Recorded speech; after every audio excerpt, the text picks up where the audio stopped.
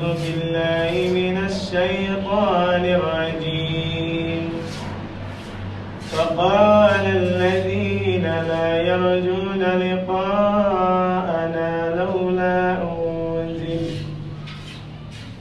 لولا أنزل علينا الملائكة أو نرى ربنا لقد استكبروا في أنفسهم وعتوا عتوا كبيرا.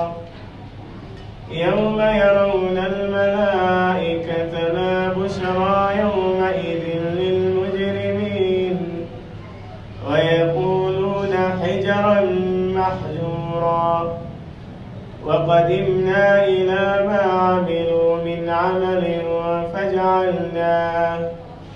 فجعلناه هباء